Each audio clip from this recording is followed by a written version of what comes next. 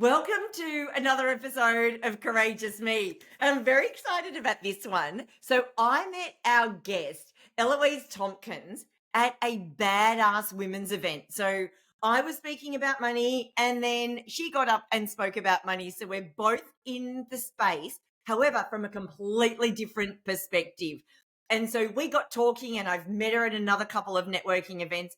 And from the minute I met her, I'm like, I've got to get her on the podcast because this is one very, very clever woman. You're going to love the conversation. She's actually a psychologist and a money coach, but there's so much more to it. And we're going to unpack some of who she is, as well as some of the goodness that she shares out in that world, out in this world about money and all that gorgeous jam. So, Ellie, before we get into the nitty gritty and learn more about you, what excites you to have a conversation with me today about courage? Thank you for the warm introduction. I love being here. I love talking about money. And what I love talking about courage is I don't want to say need permission to be courageous, but in a sense, we need permission to be courageous. It's kind of like that double-edged sword. So I love that you're bringing conversations about other people's courage, because I think that when we hear ourselves, particularly as women, when we hear ourselves reflected in other people's stories, we then can go, oh, that's possible for me. That is something that I can do. That is something that I can achieve. So, yeah, I love being able to have a conversation about courage with you in the hopes that something will spark it could be anything that will spark something in someone else for them to take action, to have their courage to do whatever it is that they're dreaming of. It's so true, isn't it? And actually, that's how this whole thing started. That I was doing some research, interviewing women around what success meant for them. And in every single research interview I did, courage showed up and it just was this common theme. And I know myself doing the interviews, the more I heard about other people's stories, it really was like it was infectious in a good way. And it made me think, oh, if they could do that, what could I do? So you're spot on in that kind of summation of what courage is and how infectious and contagious it can be. So on that note, can you just give us like a really quick overview of who you are and what you do? Love that you say really quick. Yeah. I will try. Rein me in. But like you've said, like I'm a money coach and psychologist, and the way I which it sounds like, when you say it, money coach and psychologist, you think, oh, but how can someone be a psychologist and a money coach? Well, I don't do budgets or spreadsheets or the financial tracking, all the practical stuff around money, which is super important.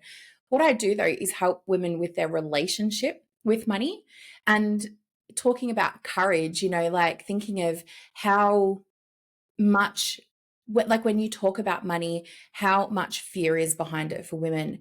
And we want to have businesses that are financially thriving so that we can have a lifestyle that we want. But yet society has told us we shouldn't want that. And so our courage goes bloop, it crumples in on itself, and we just live life to what everyone else thinks that we should. And so I guess part of the work that I do is help women to have that courage, I guess, to move past that fear that's holding them back at this really subconscious level, not that fear that we kind of know and talk about that we can see, but that fear that's just so deeply embedded that we don't even realize that it's there. So in a nutshell. Oh, yeah, that is in a nutshell. But oh my God, there's so much to unpack in that. But before we go and get into the juice of that side of it, I want to know about you. So can you share, when is a moment in your life, and I don't care how far back you've got to go, but when is a moment that you really had to reach in and find some courage, personally or professionally, don't mind? That's an interesting question. I feel like I have had so many moments in my life where I have had to be courageous, and for very different reasons. Like there are so many different reasons around why I had to be courageous, and I can share them. But before I do that, like the underlying reason that I had to be courageous was because I needed to look after me. And I had to meet my own needs. I had to look after myself. I had to stop abandoning myself. And I think that is the most courageous thing I have ever done. And not abandoning yeah, it's a biggie. And for me, that was honestly the biggest act of courage that I could have ever have done. And it was a long time in the making. So I guess for me, I never thought I could run my own business. I never thought that I could make money. I never thought that anyone would pay me. Because, they're paying me, not the fact that I've studied for, God, 10 years plus. I just never thought that I could have this joyful life. And I was kind of, I don't know, living in this state of holding on to my past, really, holding on to all of this stuff, all of my subconscious blocks that I was carrying. You can't run a business. You're not good enough. You have to follow the right path, go to university, get a good job, marry a man, because the only way that you're ever going to be able to afford to buy a house in this economy is to marry a man and have a double income, have the white picket fence with the 2.5 kids and the dog. And look, don't get me wrong, the dog is the best decision I've ever made. But everything else, I was following life's path and I was miserable. And I don't know, it was this kind of culmination of doing all of these right things, like I was educated. I knew, go to therapy, went to therapy, sat in therapy, talked about my problems, could understand, this relationship with your mum and your dysfunctional relationship with your dad and your dad's financially controlling and blah, blah, blah. I understood it all, but I still didn't quite get it. And for me, it was doing the nervous system work, the subconscious rewiring, that really started to shift my inner blocks, that like from that feeling level. And was that you were learning that because of your studies? Is that right? Yeah, actually. So, because I had done therapy, like I had been to therapy and I was doing the therapy thing kind of before I started studying psychology, but then also through it, I was still seeing a psych. But I was going to therapy, studying psychology, so kind of doing the two in tandem. And then I got this job like early in my psychology career. And when I really wanted this job, it was working with kids. And I thought that's what I wanted to do. And because I just thought it would be fun. So I learned for the interview, I went and researched this modality and just absolutely immersed myself in it. And it was all about the brain and how the brain works and how trauma develops and how we don't just kind of logically be able to understand our problems. It actually comes like from the bottom up. It comes from our body. And then when we're old enough, we finally can kind of talk about it, but it actually gets stored in our body first. And and as I was kind of learning all of this, working with clients as well at the time, seeing them come to me, talk about their problems, not really make any progress except for understanding, I'm like, what is the point of psychology? So learnt about the body, learnt about the nervous system, the subconscious, learnt about EMDR, started doing that with my clients and also myself, and just had these massive shifts. And through doing that, that helped me. And sorry, Kim, I'm kind of waffling to get to No, your no, no, point keep on. going. Yeah. Can you just tell us what EMDR is for those who don't know? Yeah, so EMDR is eye movement desensitization and reprocessing. And basically what that is it's a weird modality, like where you wiggle your fingers across in front of someone's eyes, and it helps them process trauma, but through their body. A lot of the time we sit in therapy and we talk about our trauma, which is why, you can understand, I have a scarcity mindset. I know that my parents fought about money and that was pretty tough when I was growing up. We didn't have enough food growing up. Like, yeah, that was tough. Awesome. But when you sit and think about it and actually let yourself go there, how does that feel? And that's where you get people who are like, oh, yeah, I don't want to go back to that memory because that was really tough as a kid. And I'm like, bingo, that's what EMDR helps you shift, those really tough memories. Wow. So you were learning about all of this and at the same time having your own or getting your own therapy to work on you. And so can I just step back, way back, way back? When did you decide, or when was the interest in psychology? Where did that come from? Were you always fascinated by humans' behavior or the brain or that growing up? Can you just sort of go back to that? Yeah, like I remember being super fascinated. I think for me, it was kind of, I remember when I was a kid, being in a shopping center with my parents, and my mum whipped out a cigarette and started smoking inside the shopping center, which was just a no-no. Like, it was a social rule. You don't smoke in the shopping center. Oh, this is when it wasn't allowed. This was after it was allowed. So you were not allowed to do that. I'm not of that age. You were not allowed to do that back then. Yeah. I don't know whether it was a new thing or not, but you weren't allowed to do it. Like, there was no one else that was doing it. And I was just super curious. Like, I was like, Mum, you can't do that. And my mum was just like, "Oh, I can do whatever I like." And I was like, oh, so, and then I was always fascinated. Well, how do people develop their beliefs? Why is it that some people, like my mum, thought that she was able to just go and do this, whereas other people would follow the social norms? Why was it that some people would respond in a particular way, whereas others responded in a completely different way? And I was just fascinated. And I think with my analytical brain, I see things that other people just don't. Even as a psychologist, like, and money coach, like, I have clients that come to me and they're like, Ellie, what have you done? Because seriously, it's magic. You've gotten into a part of my brain that no one has ever been able to get to before, which is where we then rewire it and shift it. So yeah, it's really cool and really fun. Oh, yeah. Well, I can imagine it is fun because you're actually making a really big difference Yeah. at a root level. Like, you're not just fixing the stuff around the outside. So just when you're in the supermarket or in the shopping center with your mum, how old were you at that stage? Oh, I want to say like maybe 7 or 8. Oh, like little. I was little. I was a little Yeah, kid. yeah. Yeah. And that kind of sparked your interest then in where our beliefs come from. Why did she think she could just do that? As a little kid, and this is certainly not putting therapy back on you, given you're the therapist, how did that make you feel, knowing that it was a rule that you can't do it, and there was your mother, your primary carer, doing it? Confused. Yeah. Super confused, because it's like, Yeah. well, and I think that was like growing up, and I think that's where psychology kind of stemmed from, is like this confusion of, I'm seeing life around me in this particular way, but I'm living a very different life to other people, where you're choosing to do things that other people aren't doing. What makes you so special? Yeah, interesting. And so as you were going through the latter years of school, was it very clear then that psychology was your path?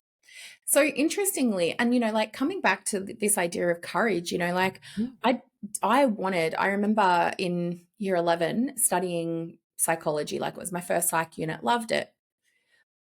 Also studied business.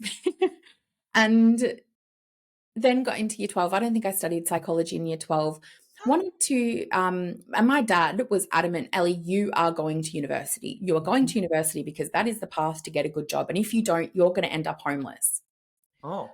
Literally, he would tell me that I would end up homeless. And I'm like, oh. So the fear of like was really, really strong. And I went to uni, got a good job, but I wanted to study business. But then I saw the word microeconomics in, one of those books that tell you because back in those days, there were books that you'd flip through about what course you wanted to do. Saw the word microeconomics and I was like, I didn't have the courage to follow what I wanted to do. And Dad was like, I'm paying for your university degree, so you can pick either optometry or teaching. You are not Optometry or teaching. Oh, wow. I was like, what about an arts degree? And I'll major in psychology. And Dad was like, you are not doing an arts degree. That is rubbish. You will never get a job. You'll never be employed. Oh, well. So why optometry and teaching? Was he an optometrist or a teacher? No, my dad was a labourer. So he worked in, I don't even know what he did, like some factory. Yeah. But he was a factory worker, and my mum didn't, neither of them were educated. Neither of them, well, I don't know about Dad, but Mum didn't finish school. Yes. She had a really rough childhood. So my dad and Mum left when I was a kid. So Dad was very much, you need to be the one that succeeds. You need to be the one who does something with your life. And I'm just fascinated because most dads that are in that boat or want their kids to go on and be educated think about doctors or lawyers. But no, you've got optometry or teaching. Look, yeah, I know. It's crazy. That's so interesting. So obviously that's what he wanted for you. You're not an optometrist nor a teacher. I was a teacher. Oh, you were a teacher. Okay, sorry. because I did not have the courage to say no. So Okay. I went through and I cried, Kim, every day. Every day for the Oh, first year, I would cry. Hated teaching, but I didn't realize that I could say no. so when did you actually realize, because you're not a teacher now, when did you realize that you could say no? What happened? This is really interesting, especially Yeah, and this your is the background. courage. This is the courage part, Yeah, because yeah. again, it's kind of like going but dancing between the two, doing Mm, the teaching, dating men. Like I broke up with a guy at the end of my 20s, mm, and that was kind of rock bottom, like life just, I was like, what's happening? What's wrong with me? Went to therapy, did the talking, blah, blah, blah, blah, about all my problems. Okay, your dad, your mum, your childhood, blah, blah, blah, blah. Learned a lot about it, but would still get really triggered. mm, Still didn't feel like I could start a business, still didn't feel like I was good enough. mm, And the shift came when I did the somatic work, when I did the nervous system subconscious rewiring, mm, because I was seeing the effects with my clients, did it with well, not on myself, but, mm, work through it with a different therapist. And that was when the courage really kicked in, because mm, I wasn't being held back by all of the stuff that I'd been carrying from my past. And I remember the day that it happened, like where everything just kind of came to a head. My dad, he had a stroke. And when he was released from hospital, maybe about 6 months later, I remember he came to my house. Now, he hated coming to my house because I live on the other side of Melbourne to him. He has to travel, if you're from Melbourne, over the Westgate Bridge, which is mm. this huge bridge that, goes over um, Melbourne over the river.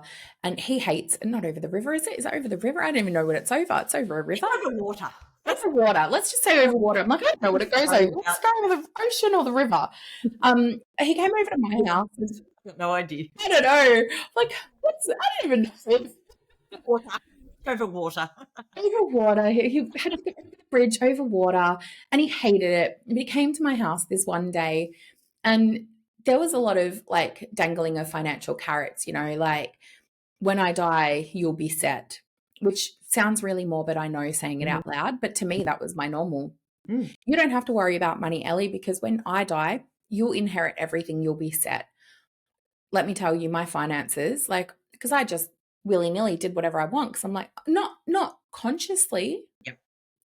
I wasn't doing it consciously. And you have to date a man. You're never going to be able to afford all of this was going in the back of my mind. So I was just like, Mm, oh, okay, cool. And then wondering why I was not having the life that I wanted, because I didn't think it was possible for me. I just had to, wait for my dad to die. mm, Again, I know how crazy this sounds saying it out loud for other people hearing it, mm, but this was everything that mm, my reality had been. mm, So he comes to my house, and our conversations, I try to focus on my dog because that's a safe conversation, safe topic. He tries to focus on money because that's his topic. And to him, money equals love. And if he can convince me to do X, Y, and Z with money, then that's his way of showing love. mm, And so we got into this conversation that always kind of happened around money. He was trying to tell me what I should do with my finances and how I was terrible with them, and mm, don't go on holidays because that's just a waste of money. And then a lot of financial control. And I was still acting in that role of child. And I remember he looked at me in this argument because I just wasn't biting. mm. And he says, "You would be nothing without me." How old are you at this time? About 36. Oh, So fruit. I was a full-on adult. I Yep. was a full-on adult, but I was still that little girl trying to seek her dad's approval, And right? hearing these words come out of his mouth.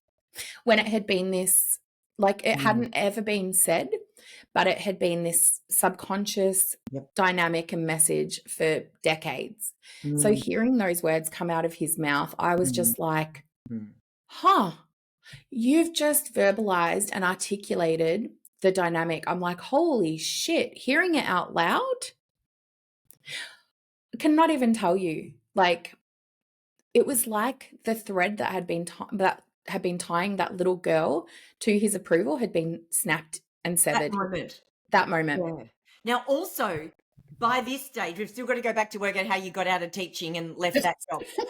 But at this stage, you're 36, you have done the training now in psychology. So, Mhm. yep. So this moment when those words come out of your father, even though it's happening to you in your life, you have got some training that, say, someone else wouldn't have. And that could have been extremely triggering. 100%. I'd done so much work by that point, like therapy and whatnot by Mm, that point. So mm, I had a lot of, again, awareness. mm. And I'd had so much awareness, but it was in that moment, you know, like, and what they talk about, what's meant to happen is when you become a teenager, and people talk about it all the time, like, Mm. I was such a brat when I was a teenager to my parents. And I'm like, yes, that's developmentally normal. You're meant to be a massive brat Ah, because you're, I failed then. yes. Okay, maybe not meant, but a lot of kids are because they're learning about themselves and like pushing boundaries and trying to figure out who they are Mm, outside of the family unit. mm. They're trying to figure out their interests, their passions, what they don't like, and still have the safety of their parents to come back to. And what is meant to happen is the clinical term for it is de-individuation, which is you actually separate from your parent and Ah, you are yeah. your own person. Mm, Now, I have worked with a lot of people over the years, 60-year-olds, still connected to their parents. They have not gone through that individuation process, mm. meaning that it's not like there's this attachment, like, you know, you're physically attached, but it's more so this emotional connection that you hold. Even when parents die, there are still that attachment there if you haven't gone through that process. Like, and so me sitting there having my dad say this, it was like that moment it just happened in real time. And I was like, oh, but not in a healthy way. Like, that's not how it should happen. Like, it should happen in a more positive way. Yes. Like, that was just me being like, nah, I'm done. And then kind of from that, that's where that moment allowed me to be courageous, because I had been keeping myself squished into this box that was, to be honest, it was strangling me. I was so strangled and constrained Yeah. that I couldn't be courageous because I was too worried about Mm. that little child self of me losing that feeble thread of my dad's love and approval. Again, not Mm. conscious. I wasn't consciously going, oh, please love me. No. But But that moment was a turning point for you, also understanding the psychology behind it, that mm, you're like, yeah, no more. No yeah, more. I This chose myself. I stopped self-abandoning myself from that yeah. moment forward. And my life has not been the same since, in the best possible way. Oh, wow. Oh my God. That is so incredible. So incredible because I'm sure that there's many people listening, as you said, that have had comments from their parents, even when they're grown-ups, that have affected them so deeply. And of course, without having done the work or the training and everything that you've done, and not knowing why it still affects you as Mm-hmm. a grown-up human being when your parents say things like that. And Mm. again, you know, your dad was obviously doing what he thought was right, but the comments about "you're nothing without me" is, yeah, quite powerful words to hear. Thank goodness you did have the training. I just need to make a comment about what you said about the brat. This is so cute. I was the opposite. I was the perfect goody two shoes, right? I was the yes sir, no sir, how high sir, everywhere in life, with my mum, with my dad, the whole thing. So much so that when I was 7 and my parents had been split for about 4 years, my stepfather come onto the scene. He's still my stepfather to this day, love him to pieces. He's always called me the brat. And about 6 months ago, and to the point where when he sends me a text message, he'll say, "Hey, brat, want dinner?" This is only the other day. "Hey, brat, want dinner?" Like, he's always just called me the brat. And my eldest son said to him, "Why do you call mum the brat? Because she's kind of not very bratty." And his comment was, it was because she's always so perfect. So it was like a nickname in contrary to how I was, because I was the goody two shoes. So now part of my conversation is for people, especially the goody two shoes and the perfectionists, embrace more of your inner brat. You've just said the psychological piece about being a brat as a teenager. I never got to do that. So I'm doing it now. love that. And that's this absolutely. And it's, like there's so much like, oh gosh, there's so much that I could unpack with that, Yeah. in terms of, well, what would it mean for you to become the brat in the family now? How would that impact your relationships? Yes, and I am being a bit more bratty, and in the context of being a grown up with responsibilities, but doing things that might topple me off that perfect mantle, and working through how that makes me feel. And I tell you, I'm in my 50s, Ellie. This is like the stuff you did back then. I'm doing now. It's like, whoa, man! If I had have known what you know at your age. So going back to you, talk to me when you were a teacher. You hated it. You're 12 months in, and obviously you didn't carry on. Why not? What gave you the courage, or what moment was it that you went, hey, you know what? I don't want to do this. This is what my dad wanted me to do, and I'm not doing it anymore. How did that play out? So I actually did. I finished teaching, Yep. became a teacher, went to London, taught in London, came back to Australia, continued teaching, kept doing it. I just thought that was life. I just thought you were meant to be miserable in life, Kim. Because Oh, I thought you just had to, you didn't get a say. You didn't, you just yep. did. You just Yep. kept chugging along. I didn't realize that you actually got a choice. So I just followed the path and cried and thought, oh, okay, well, this is it. But I was dating some dude, and he wanted to study something, and he didn't go to university ever. So I think he finished high school, but he didn't go to university. And he was like, I want to study at uni. I'm like, and I was just so super encouraging. I'm like, great, go do it. Like, what's stopping you? And so then I saw him enroll into these units and was studying and was doing it online. And I was like, Oh, huh, maybe I can do that. Maybe I can study too. Maybe, and it just sparked this kind of seed that, well, if he can do it, maybe I can too. And then that is where psychology kind of kicked off, because I was like, oh, okay.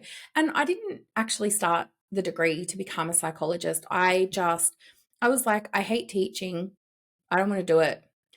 I'm going to study psychology. So I was still teaching when I was studying psychology, and started studying psychology because, again, I didn't think I could do it. I didn't believe in myself. I mm. didn't think someone like me could become a psychologist. Psychologists are smart. I'm not smart. Why didn't you think you were smart? I mean, I had a lifetime of my dad telling me that I was never good enough at anything. So despite the fact that I was actually very academic and I was really good at school, but I just didn't think, like, I'm like, a psychologist, no, that's too smart for me. Ah. So hence starting a business, like, that's not for people like me. Can't do Mm, that.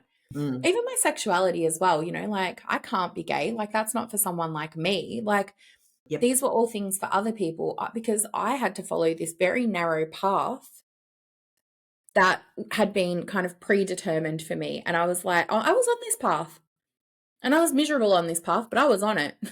Oh, well, do you know there are so many people that will be listening that are being different, Yeah.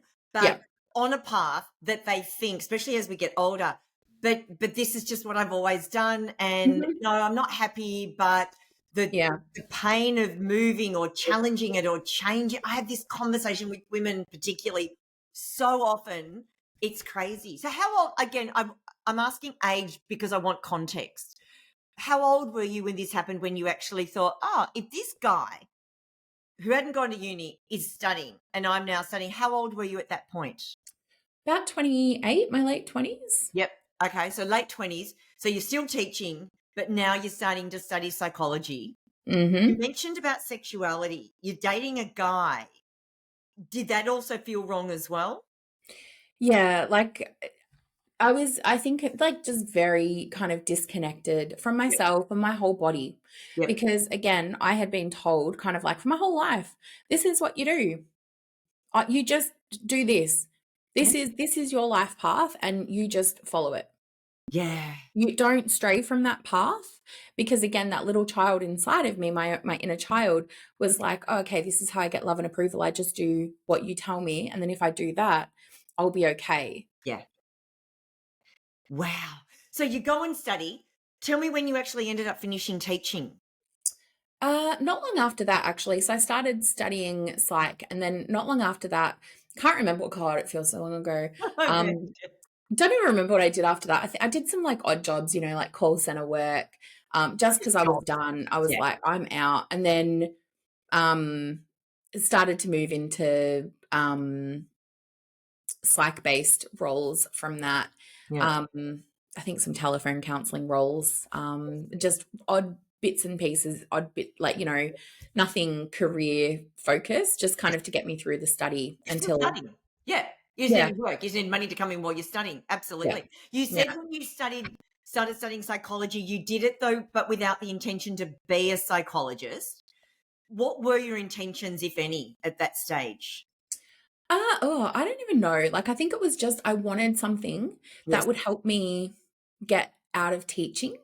Yeah. That was my Okay. thoughts. I'm like, Yep. because the thing is, like, I had a degree in teaching and that was it. You could become a teacher. Mm. And I did not want to work in the education sector. Like, I didn't want to go into policy. I didn't want to work in the education. I didn't light me up. But then I also Mm. judge myself for that because I'm like, why Mm. why do I not like teaching? I'm like, I'm doing this. I don't like it. Why don't I like it? I should like it because this is what I chose to do. Even though I didn't choose it, it wasn't really me who chose it, Mm. but that was my thought process. So I'm like, I've just got to I just felt like I had to force myself to keep going and just do the things. So even yeah, and that whole thing about I should like it. This is what I've chosen, Mm, even though probably that was more what your dad wanted you to do. But mhm. why aren't I liking it? I should like it. I'm teaching, I'm helping children, I'm doing all this, and you're not liking it. And how was that, given you were talking at the beginning about how things show up in our body? How was it showing up in your body? D I think, like, for me, it was a lot of anxiety and a lot of depression Ah, and a okay. lot of just, like, a disconnection, like, Yep. being able to be in my body. Mm, Or when I mean, obviously I am in my body, but like, yeah. sometimes like the feelings would just feel too overwhelming. So it'd be like, no, let's not go there. Don't want to feel those. Didn't even know how to. Mm. Nobody had showed me how to. So I'm like, okay, we'll just pretend you don't exist. Wow. Okay, that's so interesting. I've got so many people I know that, oh, this is, I feel like you're telling their story, albeit through your lens, which of course is the whole point of this courage, that you see your story in someone else's. Mm. And so when you finished your studies, did you then become a psychologist for a period of time? Yeah, I did. So I don't even know. I think it was like midway through the degree Yes. where I was getting good marks. I was really enjoying it. And other people in the degree were talking about becoming a psychologist. And I was like, again, maybe I can do that too. It was like planting seeds like Yeah. throughout. But yeah, I became a psychologist and I've worked as a psychologist for years. Um, and that's kind of where, and the interesting thing, like with the nervous system and how I kind of got into money, I know we're shifting a little bit, but Good. I remember working in this job when I first got out of uni, the job that I really, really wanted and researched heavily about this modality that was talking about the brain and how the brain develops. Mm. Because I really wanted the job, so I did everything I could to learn about it. I got the job and worked with people who were living below the poverty line. Mhm. Like they were really struggling financially. Mm. And I was just like, well, that makes sense. Of course they're struggling financially. And of course their nervous systems are fried because, they've got no money. Then I started working kind of the opposite. I was working in this affluent area, working with women who, and I wasn't working on money with them explicitly at this point, but they would come to me. They would rock up to therapy in their Range Rovers and Mercedes and $1 million houses, and were experiencing the exact same things in their body that the women who were below the poverty line were experiencing. And I was just like, Oh, What is going on? And yeah. I realized it has nothing to do with how much money you have. Obviously, I'm going to put a little bit of nuance in this because, people are going to be like, oh, but of course, if you've got no money. Yes, of course, absolutely. Money is important. And, living below the poverty line has a whole bunch of challenges. And I don't want to minimize that. Mm, And I also want to acknowledge that this is why it's not about the money. You can have mm, millions of dollars and still have the same physical responses in your body. mm. So why would these women that were affluent, where money was in abundance, coming to therapy? Because their nervous systems were fried. They were frazzled. So They were they were unhappy. unhappy. Yeah. They were Yeah. kind of, and they were trying to do too much.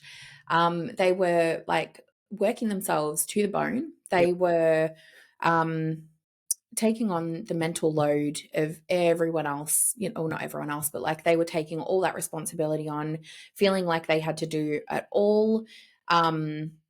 Again, like what we were saying before, like they felt like they were on this path that other people had kind of told them that they should be on.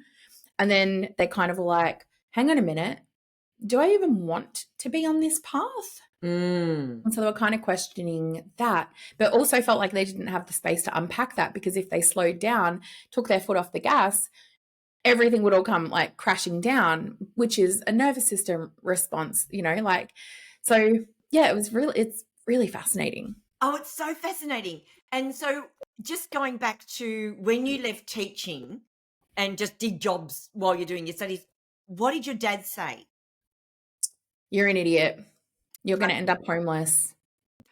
So even doing that, chasing what now is more important to you, what feels more right for you, he still didn't approve, but he's Yep. verbalizing it, but you're no longer letting it affect No, it was definitely still impacting me. your The impact. moment that it stopped impacting me was the Yep. moment that he sat on my couch and told me that I'll be nothing without him. That was the moment it stopped impacting me. But Ah, until then, I yeah. would try and fight it. I would try and justify. I would sit there and I'd be like, but this is what I want to do. This is important to me. This, Yep. and he would just be like, nah, you're an idiot. Wow. So if he says it to you now, where you are doing something that you enjoy, that lights you up, you are running your own business, is your dad still alive? Yeah, Yeah. So if he makes comments like that to you now, how do you deal with them? I don't. Because, what I realized, and again, Yeah. courageous, Yeah. and, this is not easy decisions to make, Mm. but our relationship was very dependent on me reaching out and contacting him. Mm-hmm. And so one day I was like, what would happen if, and I didn't do this consciously or intentionally, it just kind of happened.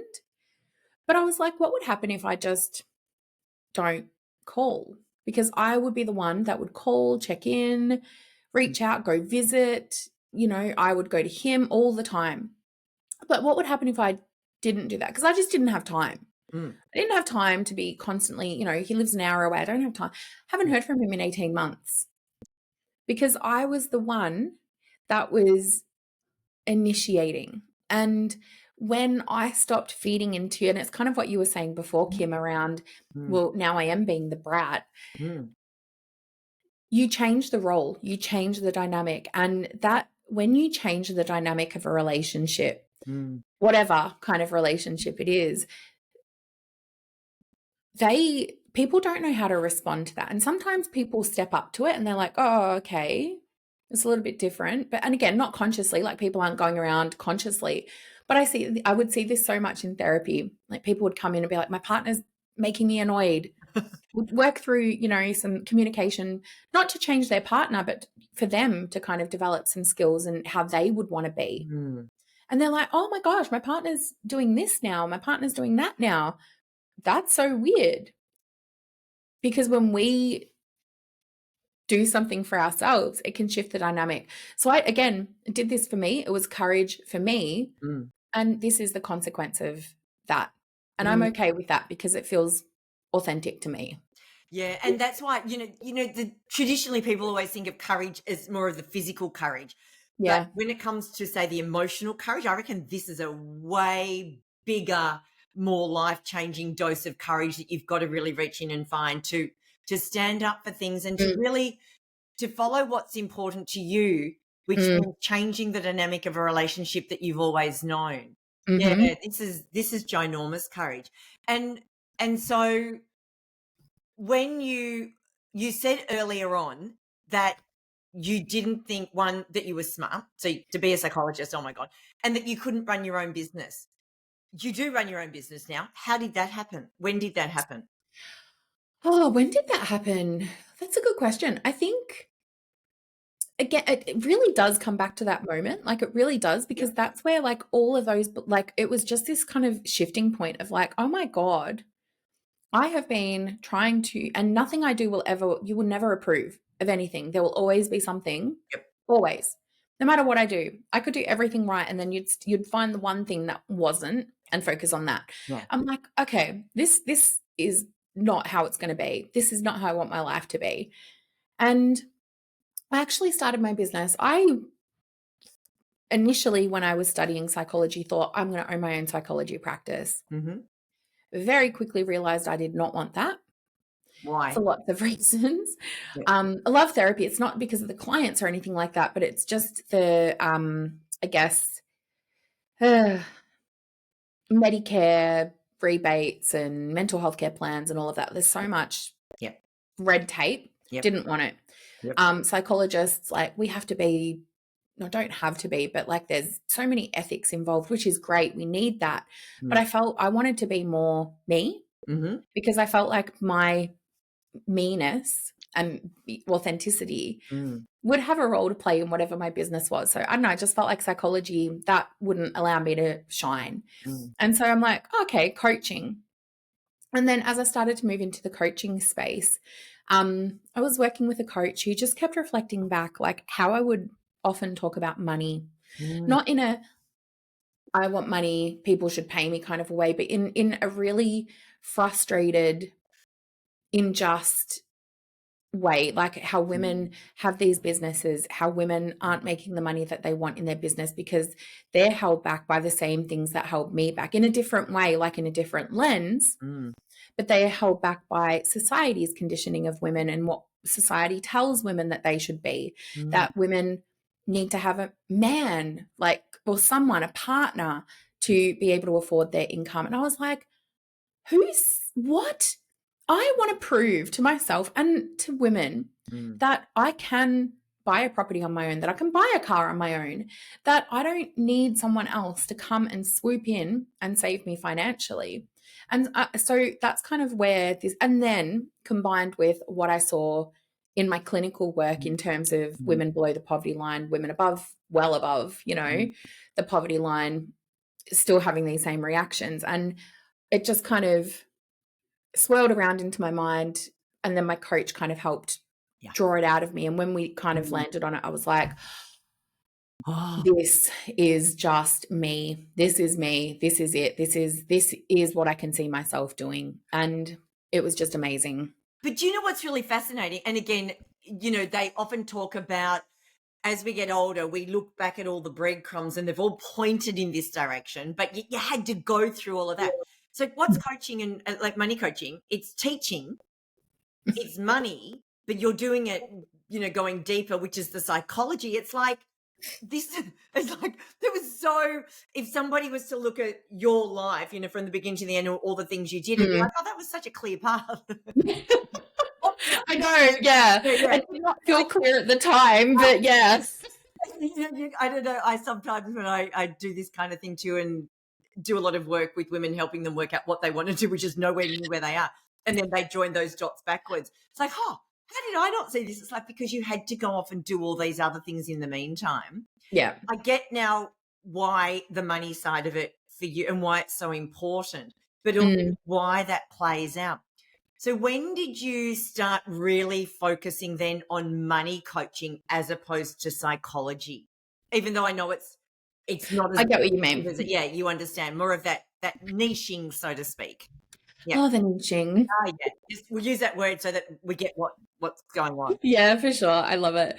To be honest, it's only been recent, like I don't even know what year we are in now, 2025, like Mm. a year. So it's only been a year, really, where I've kind of zoned in and focused on the money side of it. Mhm.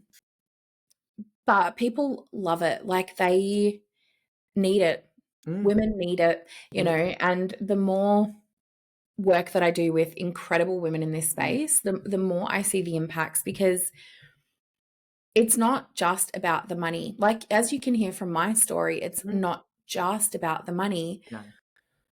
There's so much more entangled in it. And, you know, the funny thing is, everyone that I have worked with on their relationship with money, do you know where it goes back to? Time and time again?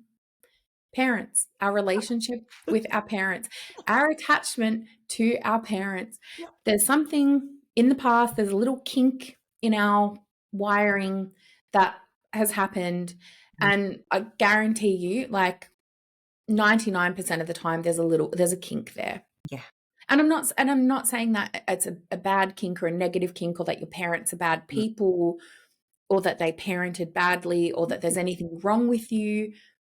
It just means that we're human, and sometimes we have those experiences that, as a, 5-year-old, 7-year-old, 10-year-old child, we're looking at whatever that experience was back then Yeah. from a childlike brain, Yeah. and then we try and solve it from a 30 plus adult perspective, Mhm. but we can't solve something that happened in a 5-year-old's brain by thinking about it from the logic of a 30-year-old. It just doesn't work. So how do you fix it, or how do you iron out the kink? Yeah, so the way that I do it, and I guess this is my like one-on-one coaching, is through subconscious rewiring. So EMDR, eye movement desensitization and reprocessing, because a lot of the time we can go back to that memory. We can kind of go, oh yeah, I know that happened. Cool.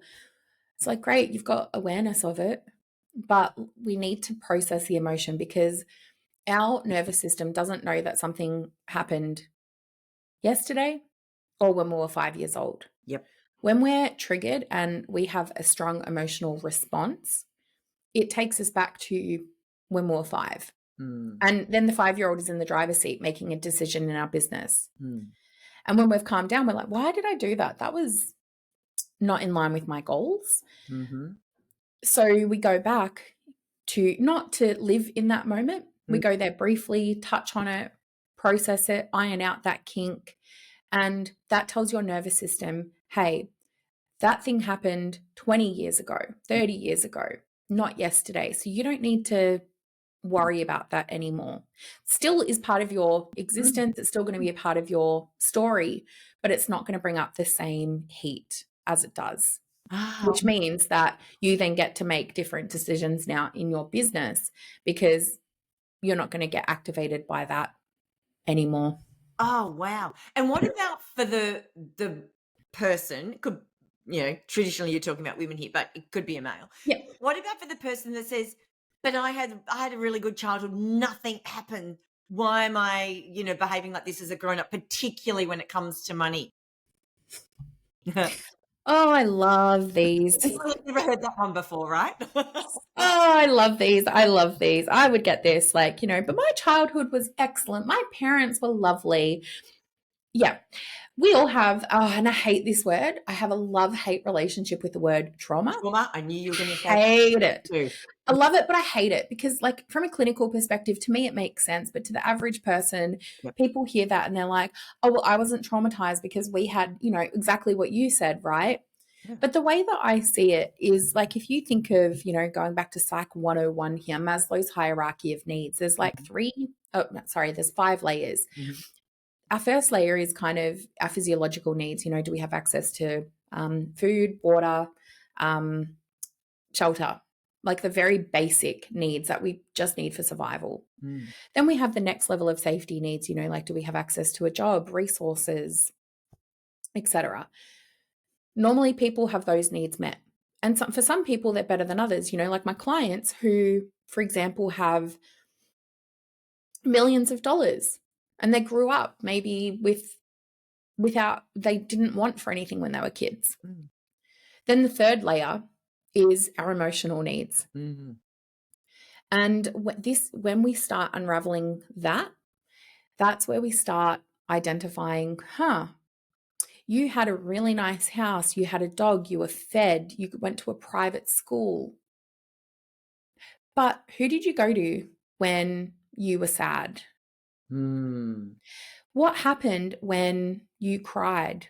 Mm. Well, I went to my bedroom and I cried by myself and wrote in my diary. Mm. I wrote song lyrics, or I didn't tell anyone. I just kept it to myself. My dad told me, stop crying, don't be a baby. And I'm like, okay, well, that is the piece that we then address. And that is where the money stuff comes out. And it can be little things, like mum was working all the time. Mum was just constantly at work. Mm. My parents separated when I was 5 years old. And that meant that I would go to dad's house, and dad was really wealthy, Mm. but I'd live at mum's 90% of the time. And, dad took everything, and mum and I were living in a 1-bedroom apartment and we had to share a room, and sometimes we'd go without food. But then when I'd go to dad's, he'd have all this lavish stuff and I didn't understand why it was so different. That is trauma. That's my story. We weren't in a 1-bedroom house and we always had food. That is and I was 3. That's my story. So that's going to impact you, right? And you can have an amazing childhood. Mum can be amazing. You can have a brilliant relationship with mum, Yep. but your child self holds on to those experiences and creates a meaning around that and says, I don't know, I lost my train of thought there. I was like, well, I don't know. What did it mean for you? Do you know, even you talking about this, and I have done work on it, it's bringing up all this emotion for me even now, because this is the stuff that I only learnt about when I was older, like in the last sort of 10 years. Because I used to say, yeah, my parents split when I was 3. It was all sweet. I had the best childhood. My mum loved me. My dad loved me. It was amazing. But yet what you've described, we lived in nice things, a nice house, but only average. Dad had all this money and all this wealth, and I was torn between the two. So, even still doing work on this, it still brings up so much emotion. And I was one of those that would say, but I had the best childhood. There's nothing to go back onto. It's also why I said to you before, that the physical courage actually ends up being the easiest one. The emotional courage, which are no To avoid that. just hit it on Maslow's hierarchy. That's where people get really stuck. And I'm not a psychologist. I don't do anything in the psychology space, but that's where people get stuck when it comes to the emotion. Absolutely. And that is why I'm so gung-ho passionate about money, because people will try and do all of the things. They'll go hire another business coach to get another shiny new marketing strategy, and then wonder why they've spent $40,000 that year and haven't generated the income that they wanted, because they don't deep down feel like they're worthy of it. Absolutely. So, oh my God, Ellie, this could go on for like 20 hours. I just want to sit and think your brains all day. For the person that is in that boat, right? So they're running their own business. They're not getting the results that really they should be, because they're fully capable of doing them. They're being held back. What would be step 1 from your perspective? So they don't want to go into the one-on-one stuff yet, but what would be the first, even just to have the awareness that maybe there is something other than needing the new strategy or tactic or marketing funnel? There could be something else that is, really causing this. Yeah, it's such a good question. And I think awareness is really the first step. And I think that a lot of people are aware. A lot of people really are aware. And a lot of people think that they are actually doing the work. Yeah. Because they logically know. They can tell me, I feel sad that my parents separated when I was 3 years old. Great. But those feelings, Kim, I'm going to put this back on you just for a sec, because if I were to kind of get you to go back to those feelings as that 3-year-old having your parents separate or going between mum and dad's house, wealthy and less so. Mm. How comfortable would that feel for you going back to those feelings?